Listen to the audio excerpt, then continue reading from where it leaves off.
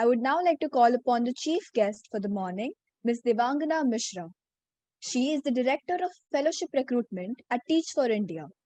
Devangana Mishra has a dual master's from Teachers College, Columbia University in New York, in autism and intellectual disabilities, and spent more than a decade pondering over the of the human brain.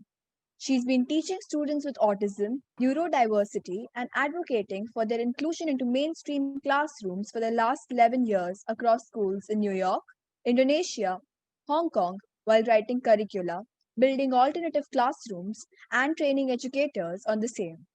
As of 2 years ago, she's moved back to India after a decade in the classroom as the Director of Fellowship Recruitment at Teach for India. She's an extremely passionate educator, an amateur writer, a yoga freak, an observer, and believes there is no substitute in the world for a good teacher. Ma'am, I would like to hand it over to you. Thank you. It's almost embarrassing hearing someone describe you to yourself. But good morning, you all. Really, really good to be here. Uh, I don't know what a chief guest means, but I'm just here to share with you guys what I have learned, and I'm still learning over the course of life, the course of how things flow. So I'm just going to quickly introduce myself in a way that makes me feel more like myself. I'm Devangana. In 2008, I met a young boy with autism called Sahil, and I'd never met somebody like him before. I'd never seen what was autism, and that kind of just took me down this journey of the last 10, 11 years of just working with kids with autism, understanding what I felt worked, studying what autism was, trying different things, failing multiple times, and just growing alongside my classrooms, my kids, becoming who I am today, taking my kids along this journey, helping them become who they are.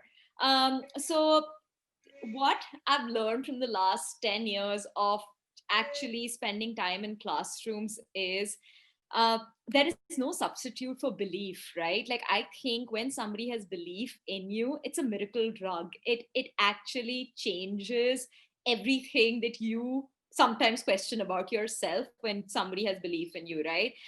It gives you a belief that sometimes you lack. I had this young boy with autism called Thomas Chow, and he'd blush and he'd be so embarrassed if he knew I was talking about him.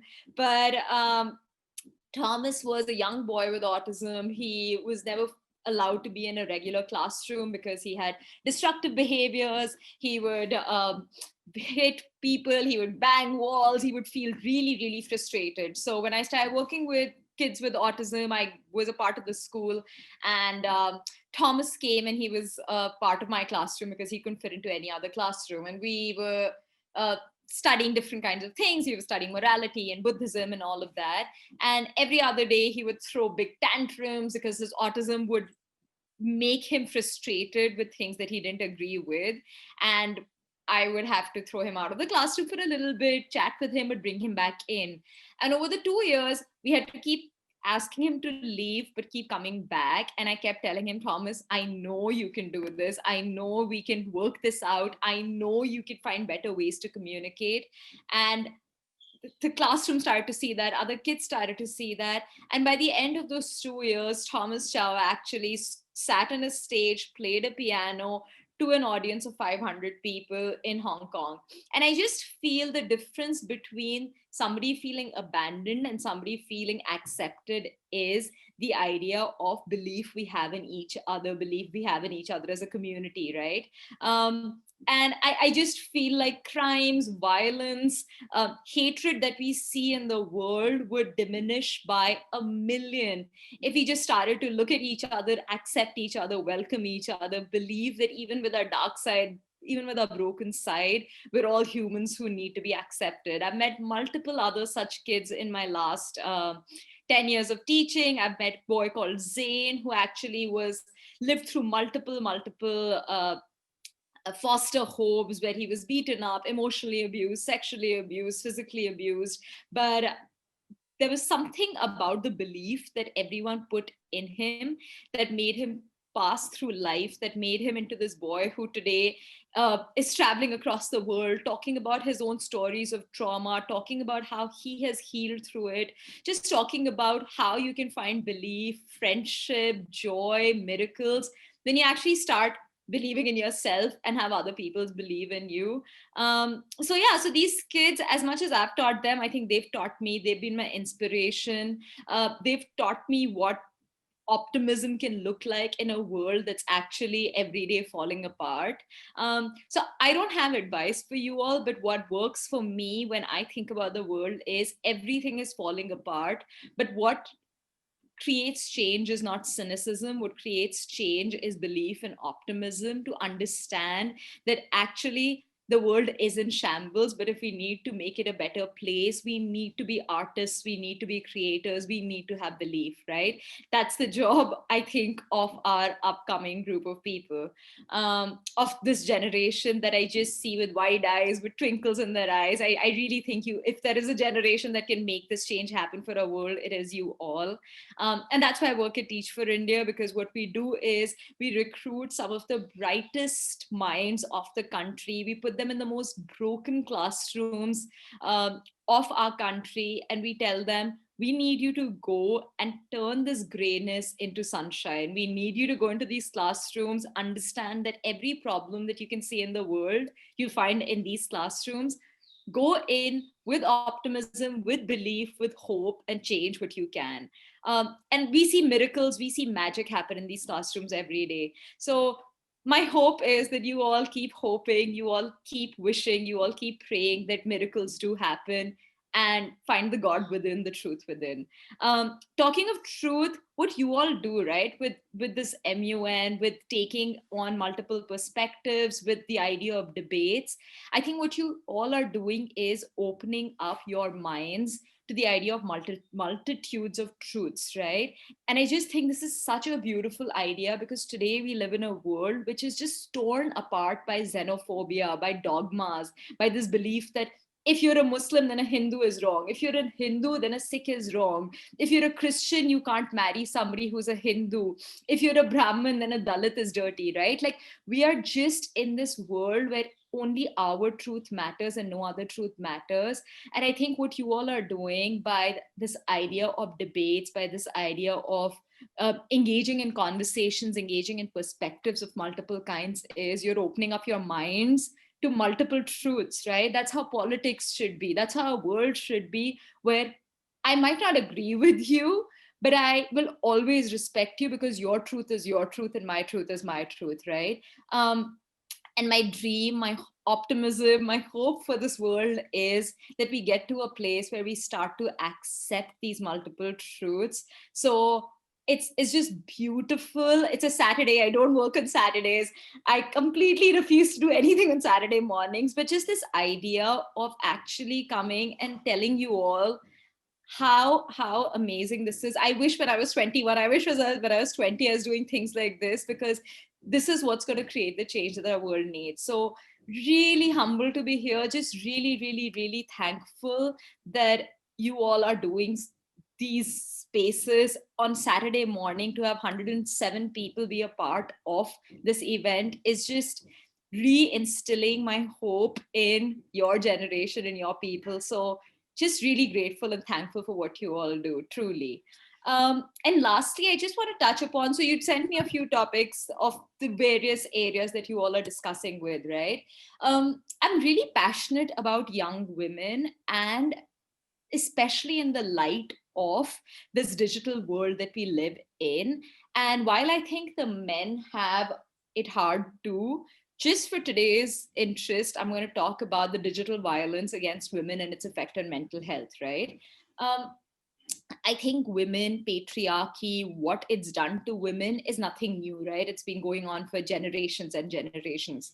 But today, because we find ourselves in a digital world, I find us as women not being sure of ourselves, not just because we lack the stillness and the faith within ourselves, but because of what the influence of digital media has done to us. Today, I don't know if my body is the right shape or right size or not, because there are millions of other bodies that are perfect, that I see on Instagram, that I see on Facebook, that I see on the internet, that tell me actually my body is not right. Actually, what I am is not right.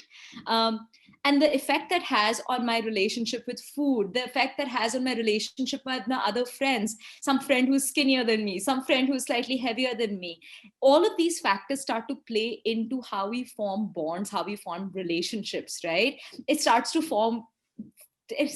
actually completely disrupt my relationship with myself, because I don't know if what I am is what will be accepted or not. So I just think, as a woman, how can you start to think about who you are is what you feel within, and not what anything outside externally in the world of this digital mess that we're in tells us we should feel, right? So that's something that I really, really feel passionately about. The second very important thing is, come what may, as women, we need to realize we do live in a patriarchal society where men take it upon themselves in a very stereotypical way. I'm going to make a sweeping stereotype and say we live in a world where men feel like they own the right to tell us who we are, who we should be, who we can be. And as a young woman, my hope and my dream is you always fight for yourself. You always say, I will define me. I will define my life. I will define who I want to be. If I want to be loud, I will be loud. If I want to be shy, I will be shy. If I want to wear a sari at a Christmas ball, I will wear a sari at a Christmas ball. If I want to wear a bindi and bangles when I'm in Paris, I will do that, even if you're modern and you disagree with that. As women, I hope for us, as young girls, I hope for us that we don't let men, or women for that matter, or take that from you. Not man, not your teachers, not your parents. Find that power, that stillness, that fire within, right? I really hope you always remember that. And lastly, I just think, in the digital world today, we're completely inundated, blocked by the celebrity culture, where they come and they make statements and they look a certain way and they are influencers. And what the celebrity culture does is, it sometimes pulls us in directions that aren't necessarily. Read a book and be happy with that, right? How do you not let the celebrity culture define you, what your hair should look like, what your skin should look like, what your eyes should look like, what your nails should look like?